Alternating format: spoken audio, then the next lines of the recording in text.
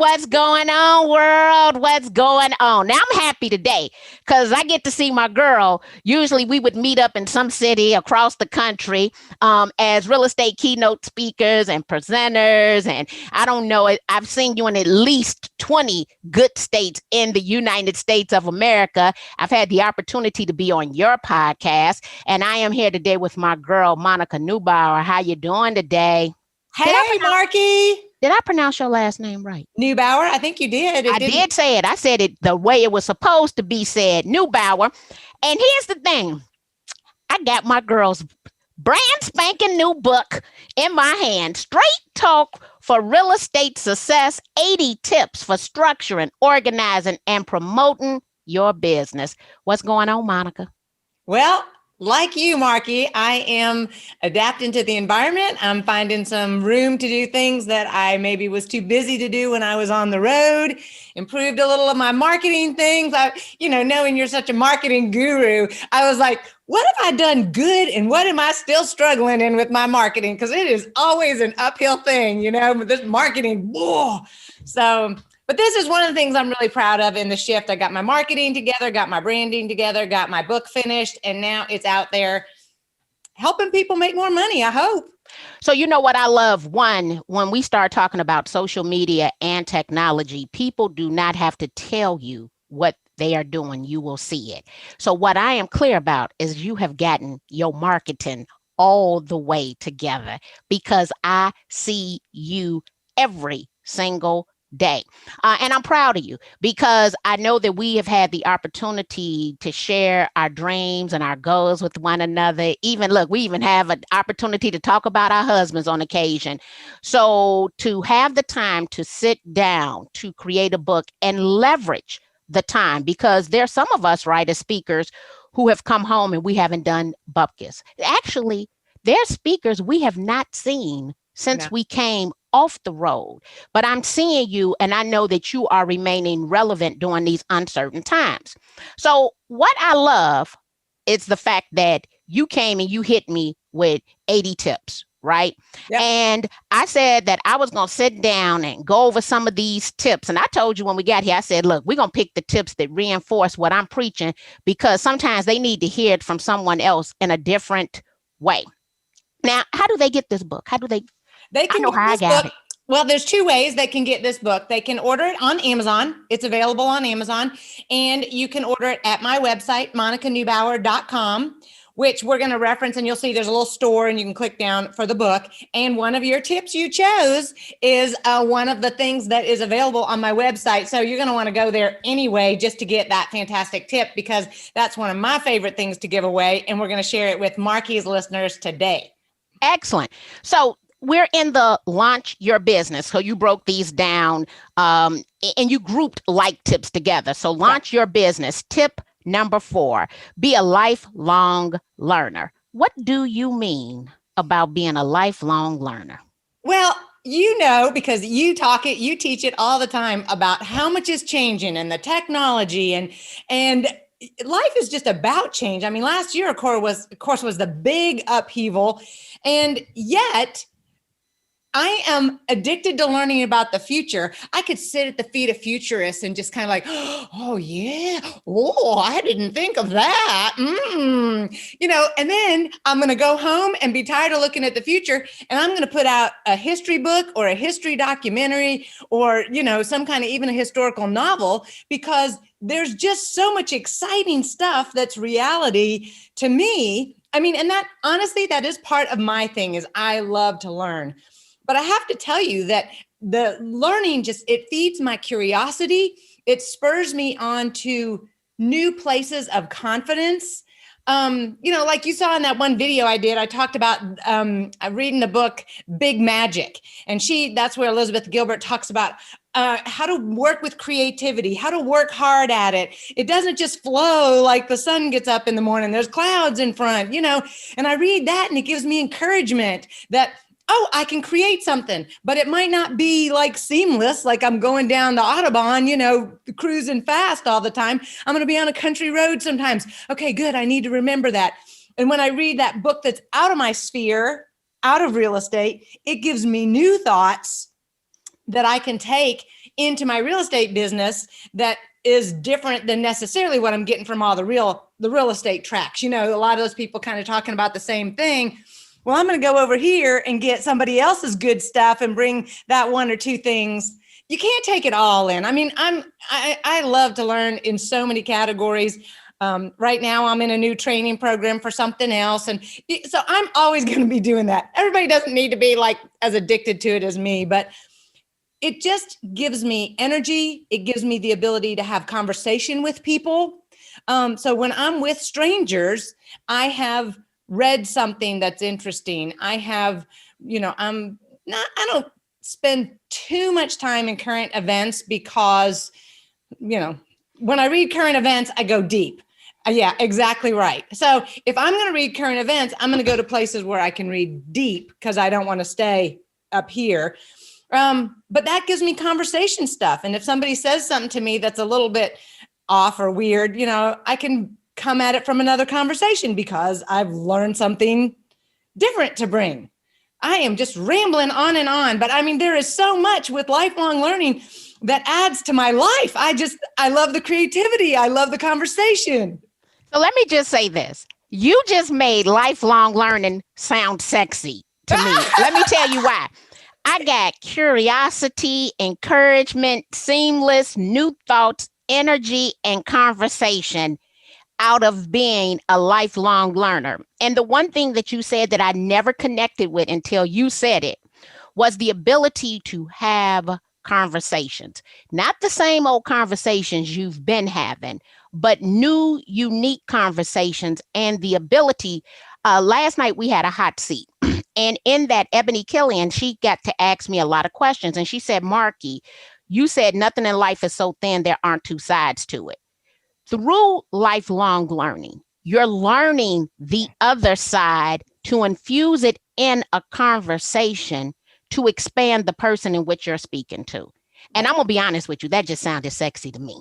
So it was okay for you to go on and on, because I wrote down here, you make it sound sexy.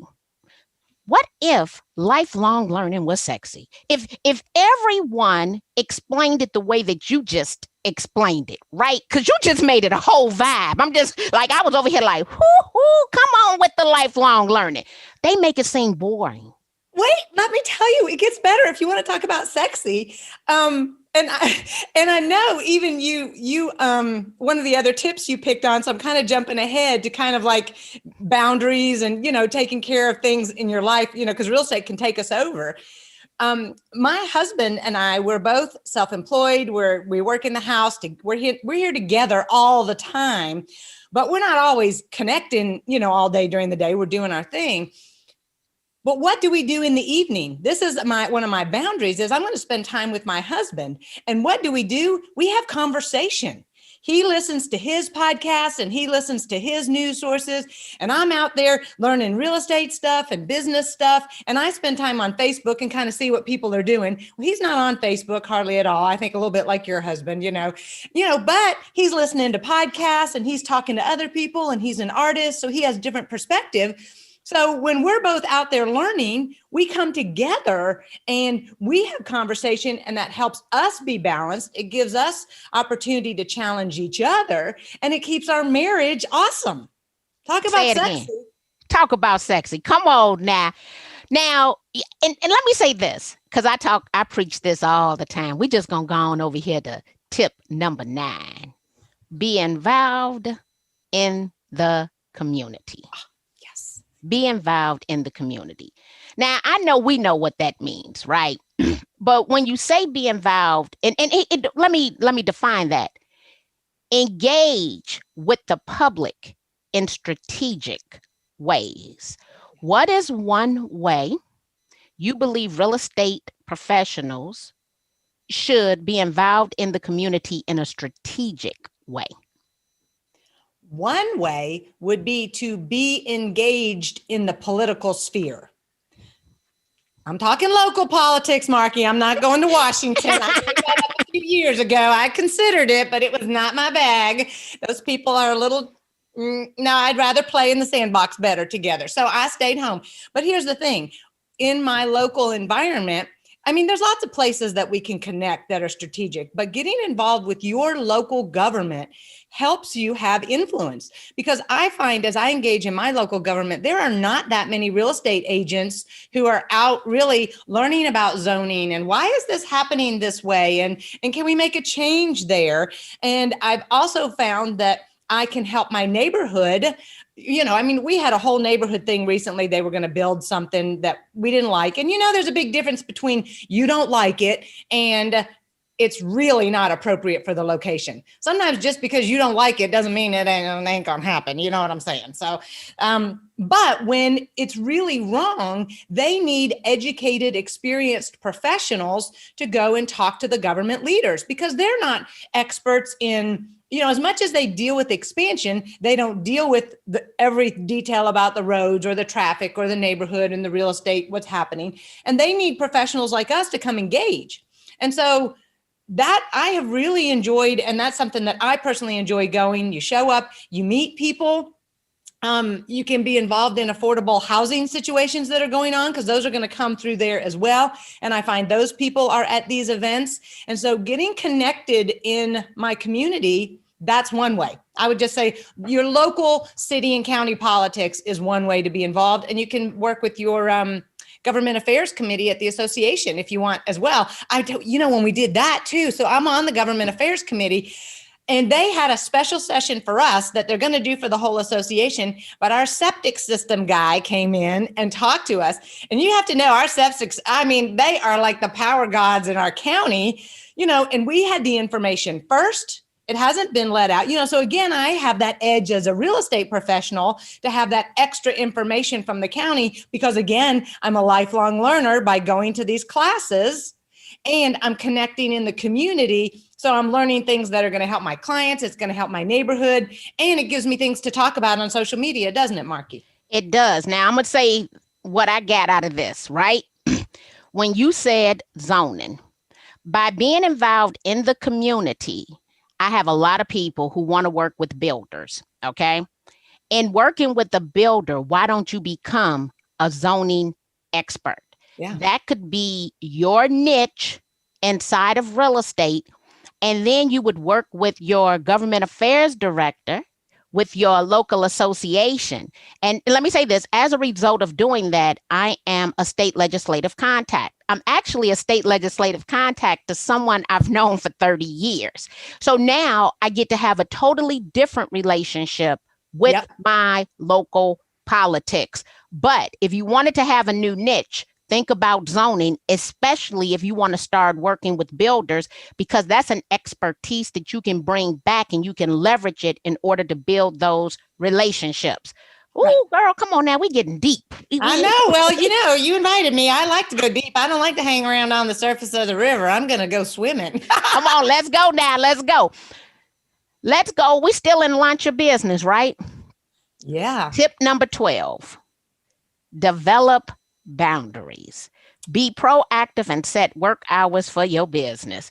Let me tell you the one thing that just drives me batty.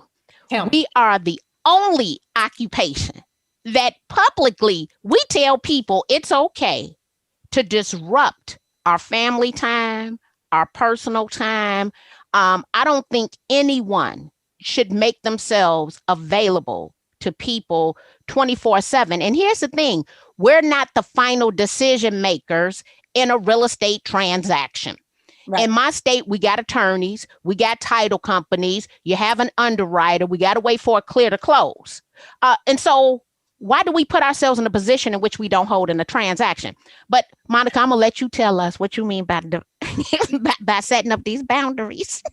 Well, what I mean is that there's two roads for the boundaries here. One is there are agents who overwork.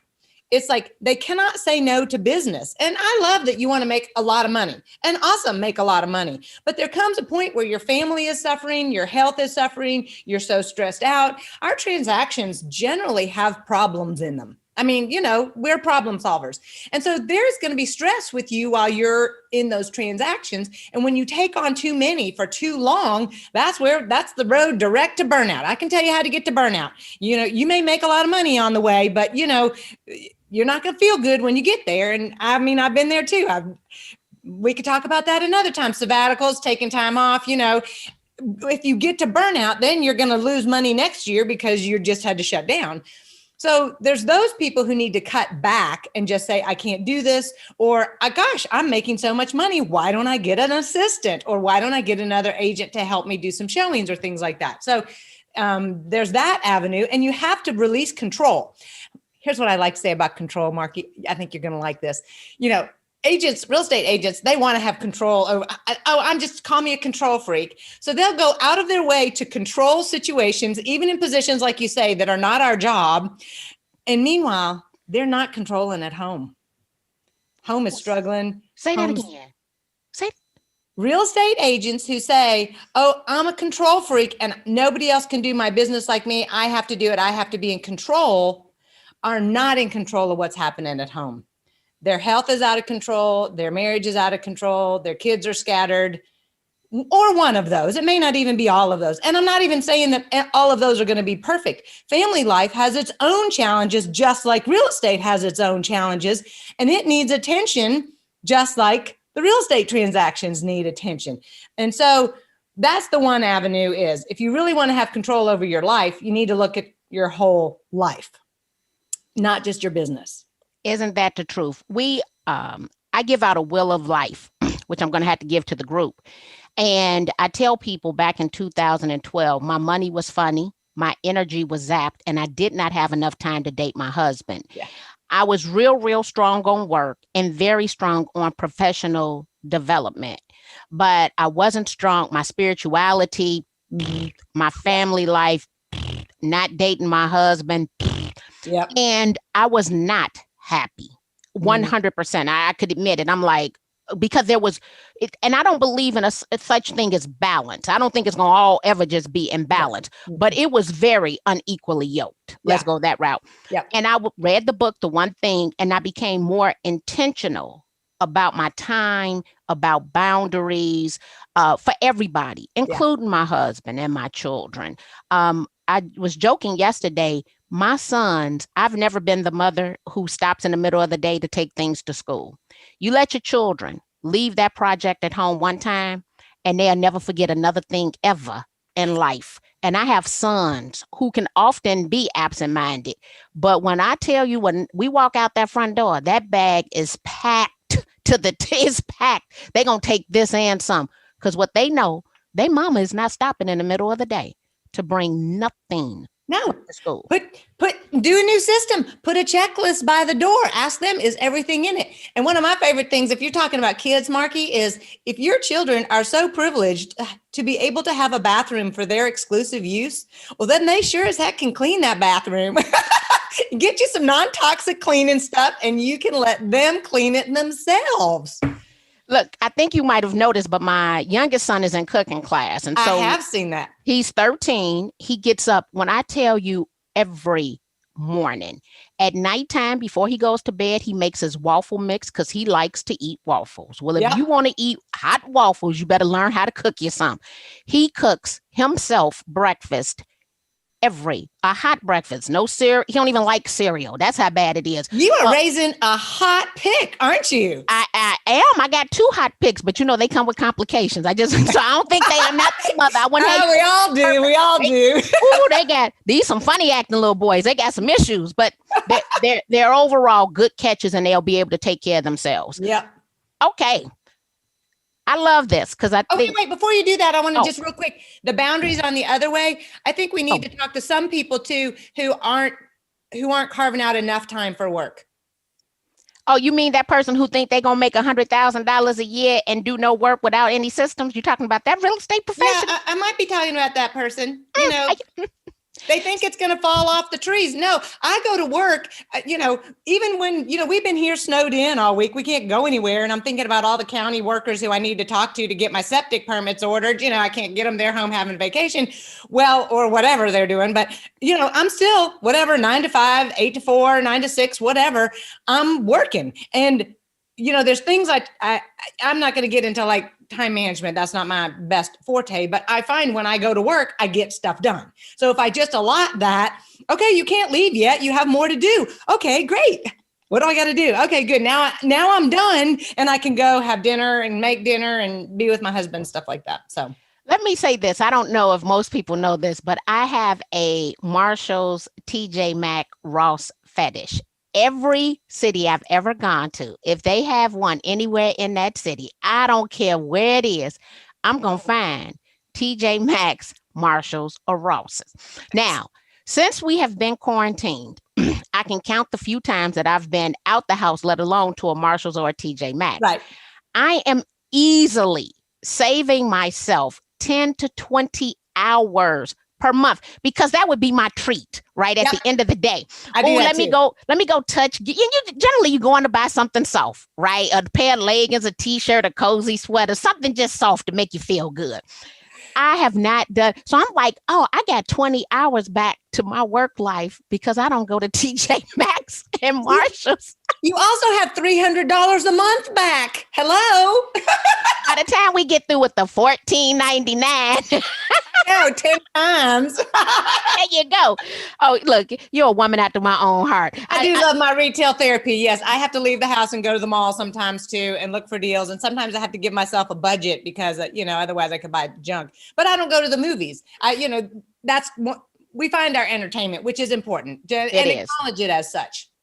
Okay. Ooh, now, because this is a pet peeve of mine, right? When people it's a pet peeve because of how people say it. And what they say all the time is you're always so busy. First of all, it just uggs my nerves. I tell people I am not busy. My calendar is booked with money making opportunities. Because to me, busy just means doing something to do something. Right. And your tip number 14 is be productive, not busy. Create systems for your business that incorporate efficiency when focusing on repetitive, administrative, and prospecting tasks. Actually, that was the example, but give me another example because that was, your writing is real sexy. Like you just make it, it sounds so good. Efficiencies and focusing on repetitive, administrative, and prospecting tasks. What would you do to be productive and not busy? To be productive and not busy, because if you are going to go 9 to 5, you don't want to be just kind of, farting around all the time over on Facebook and, doing that kind of unintentional time on social media. Is it okay for me to say that word on your broadcast? Oh, and I love it. I think I need to write that down. Unintentional time. Unintentional time on social media. Exactly. We don't want to spend unintentional time. And I'm going to be honest, that's one of my guilty ones is when I'm tired of doing a task, I run over and entertain myself for 10 minutes on Facebook or whatever. So timers are in my future and I use them occasionally. You got to work on this task for this long. But being productive, not busy, means knowing what you want to do in that day.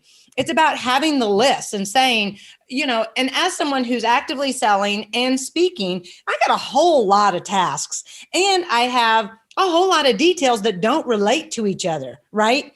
And so if I don't have some kind of system for them, and I did hire somebody last year to help me get my systems better, and my computer now is systematized.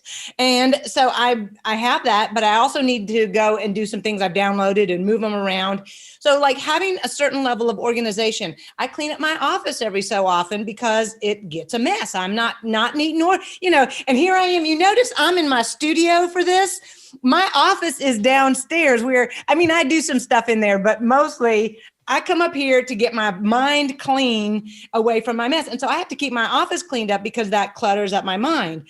And so I'm doing those things. I'm making the lists every day. I'm being productive with my list because in this time with COVID and the snow and all the other things that have gone on in the last year have taken up so much of our energy, emotionally we're drained. And it's just, it creates a base stress level. Exactly right. And so some days when I sit down and go to work, I say, I don't have the attention. I don't have the energy. People, I come on and I do this and Monica, you got so much energy. Well, yeah, but sometimes I sit down and I go, okay, motivation is not there. But my lists are in my book. My notes are in my other book. I can say to myself, okay, go do the next thing on your list. And I'm doing them. I've got my clients in their system. I can check on all of their situations. What's happening with my clients? What's happening with my real estate clients? What's happening with my speaking clients? So because I have those, I can go back to the checklist. And if I get through all the checklists and everything's done, well, great. Then I can go to TJ Maxx and go shopping, you know. Look, I'm going to make it to TJ Maxx before Monday because of you. Yeah. So as we think about those checklists, right? If we were to go to tip 29 under prospecting and getting the business, because you got to get you some business. I love this. You have the 4-3-2-1 contact sheet. What is the 4-3-2-1? All right. I created that a number of years ago, Marky, because I mean, to be honest with you, when you and I go to these conferences and we meet so many high producers, high energy, you know, people who are just getting so much done, and they're amazing and we learn from them. But not all of us want to feel like we're going to get up and prospect for 3 hours every day. We just know if we tell the agents that we're working with, one, that's not their best use of time because that's not what their goal is. But also that's overwhelming to think that if I'm going to start being consistent with my prospecting, that I have to go do that for 3 hours every day. It becomes too much to bite off. And so I created this 4-3-2-1 as a simple chart that everybody can start. And if they get good at that, they can do it twice a day. You know, if they want to double the numbers, go take some coaching and get your numbers up. That's awesome. But to start with a 4-3-2-1, the 4 is 4 phone calls a day. And even if you feel like, oh, Monday morning, no way I'm getting that done. Great. Do it 4 days a week. Anything you can start to do is better than just being random. So 4 phone calls a day. And of course, when we talk about it in class, we go into the phone calls. Right now, you're not even necessarily, and Marky is a little bit more aggressive with her language. So I'm also helping people who feel a little bit less willing to say, hey, you got some houses for me? If you don't have some houses for me, what can I give you? Because I need something from you. We got to make a trade. Marky will get right in there and tell you how to do it that way. I'm a little more subtle. So I'm going to say, if you just call 4 of your friends or your family member and you talk about what's going on and you just keep those relationships going, especially now when we're not as active in the community, we're not seeing people face to face. And so that being active in the community is a huge thing of getting business too, because you're just engaged face to face with people. But right now you're not. And people are needy. Not as many people are calling them. They're not seeing people. Why don't you just call 4 people a day and love on them and move on, and call them again in a month. Eventually they're going to talk to you about real estate because they want to know what you're doing and what's happening in the market. And they're curious. And so you can even start off with a soft, just call your friends and love on them, and work in, and then work your personality into it. So 4 phone calls every day. And your past clients are amazing. If you've been in real estate long enough and you have enough of a past client list, not only is it crucial for you to call your past clients just because of providing value, but in my opinion, I'd be interested to hear how Marky chimes in on this too. With all the changes happening in the industry and tech trying to make things, click and sell your house, click and buy a house. We know it's much more complicated than that, but we also know that the value for us as real estate agents is really in being that supporter and that question asker and that person that they're paying to go through that tough journey with them, and hopefully make some more money. There's so much confusion reigning right now. We're confusion sorters. And so our future in the business is going to be on those personal contacts. So 4 phone calls, 3 note cards every day. Any kind of note card, thank you note card, birthday cards, house anniversary cards. You should have all your clients' birthdays and their house anniversaries in either your Google Calendar or your CRM calendar. And so you can look for the next month. You can look on Facebook and find their birthdays too. Birthday cards, note cards, thank yous, and sympathy cards, are still, it's a thing, and I find we don't get as many cards in the mail. And so we do always love that. And just be considered, is it something you're going to put your business card in, or is it going to be something you're not going to put your business card in? Again, it's reinforcing relationships. Okay. 2 is 2 new entries in your database.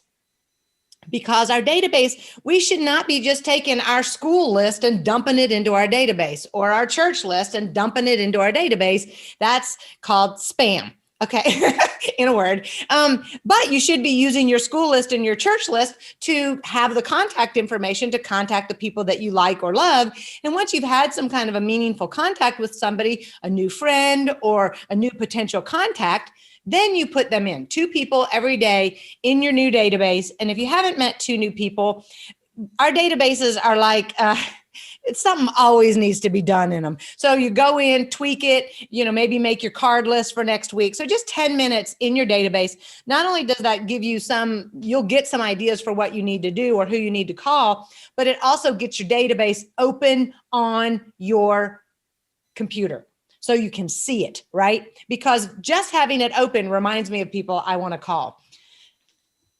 Last one is 1 personal face-to-face meeting every day.